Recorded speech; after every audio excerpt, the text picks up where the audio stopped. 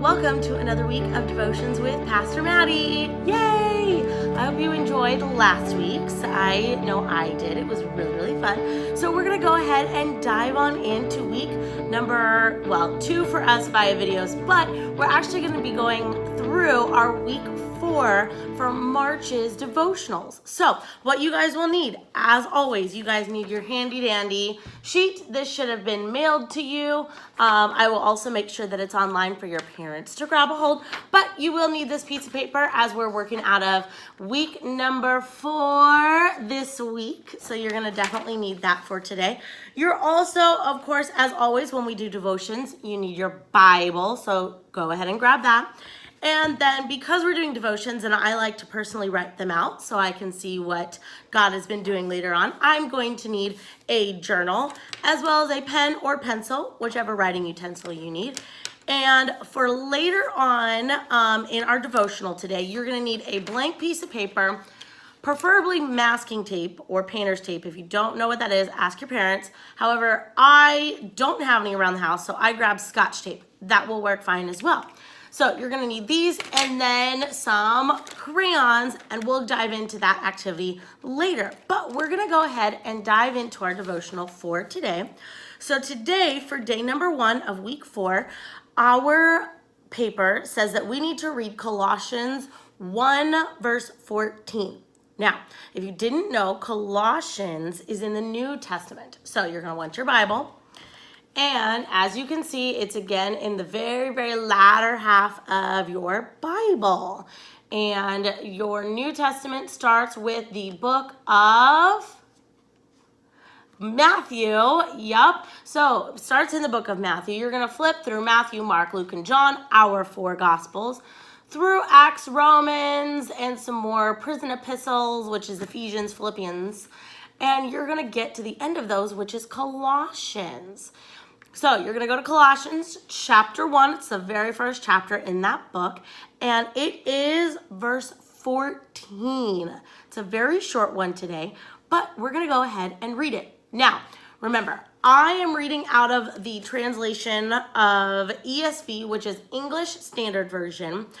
And your Bible may be in another version, and that's okay. So just so you know, if you do not have an ESV and you have like NIV, KJV, NKJV, Message, NIRV, that is totally fine. You read it in your translation. I'm going to read it in mine, but don't freak out if it doesn't say exactly the same thing, okay?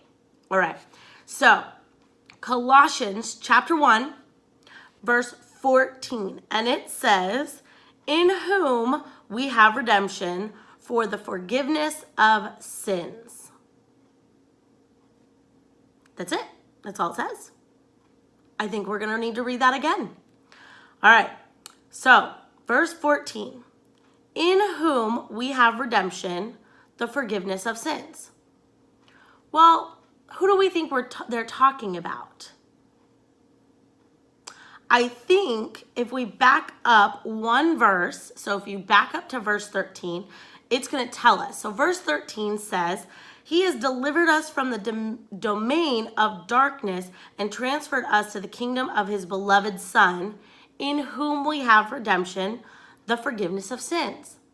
So if you didn't catch it from verse 13, in verse 14, they're talking about in whom we have redemption. So in whom we have redemption comes from Jesus, because of Jesus paying the price for our sins on the cross. So in him, we have forgiveness from our sins.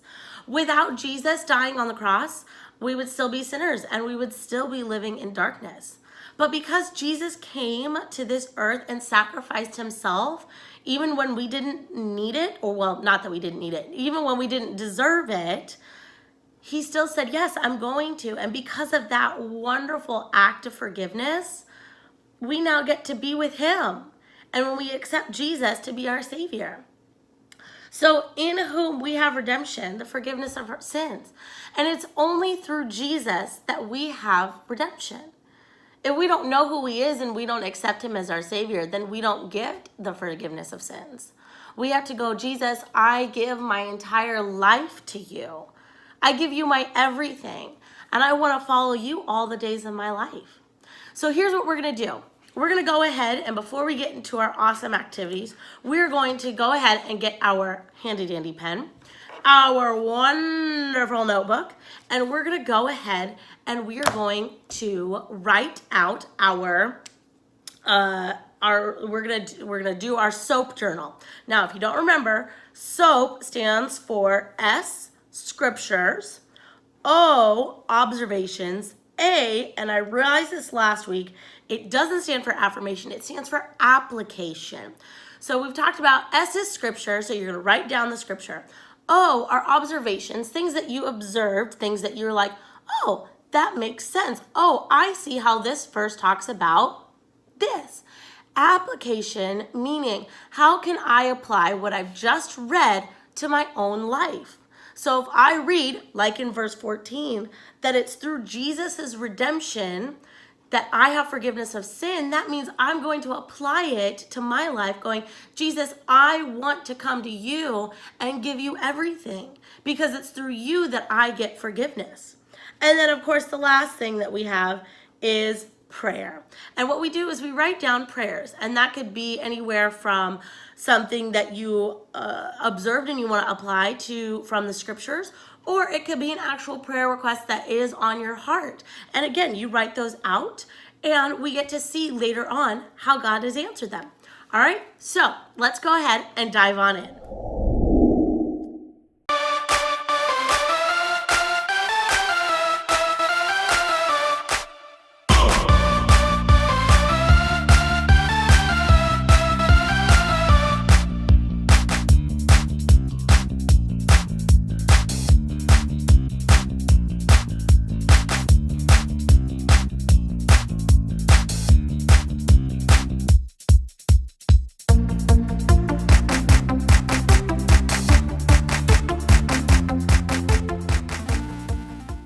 Wow, I don't know about you, but I read some really, really cool things in that scripture.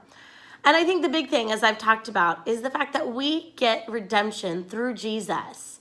And through him, we have forgiveness of sins.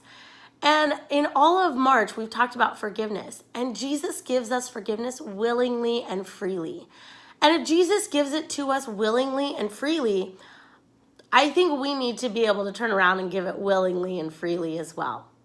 All right, now, before we dive into our thing, we're going to do one more thing with our piece of paper. And it says, dun, da, da, da, so you're going to skip a paragraph, and it's going to come right down to where this blank is. So we're going to come down here. And it says, because of what Jesus has done, there's a blank, has been set free. Because of Jesus, all my sins have been forgiven.